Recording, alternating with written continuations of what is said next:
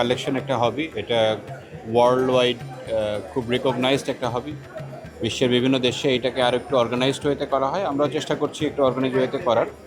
So এখানে এসে একটা বিনোদনের একটা জায়গা আছে, এখানে পুরনো কালেক্টরদের সঙ্গে দেখা হয়, পাশাপাশি বিভিন্ন ধরনের নোট এবং কালেক্টেবল যেটা আমরা দেখতে পাচ্ছি, দেখা একটা মনের আনন্দ।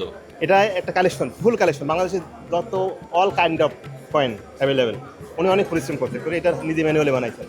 আমি এটা সংগ্রহ করার জন্য রাখলাম, ভালো লাগবে, ভবিষ্যতে প্রজন্মকে দেখাইতে পারবো, আমার বাচ্চাদেরকে দেখা দিতে পারবো। আমার ভাইয়েরও কালেকশন আছে, তো ওইটা হয়ে যায় যে দেখো আমি এটা কিন্তু করছি, এটা কিন্তু নিয়ে আসছি, এটা আমি পেলাম, তুমি কিন্তু এটা পাও না, এটা একটা তো হবেই।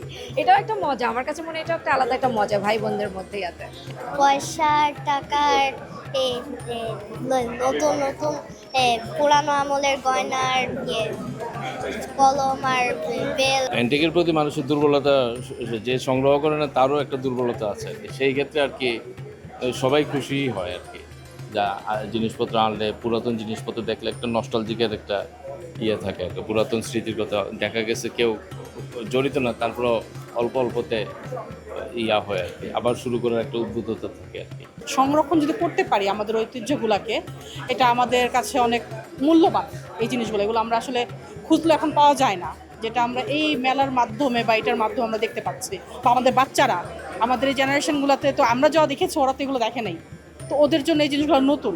ওরা দেখে মানে খুব স্ফূর্তিবোধ হচ্ছে যে না, খুব সুন্দর জিনিসগুলা, ওরা কিছু নিতেও চাচ্ছে, দেখতে চাচ্ছে, পয়সা বা টাকাগুলা ইয়া করতে চাচ্ছে।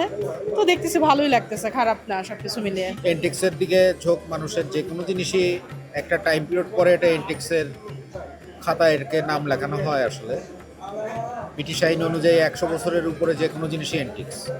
বাংলাদেশে ওই ব্রিটিশ আইনটাই ফলো করা হয়।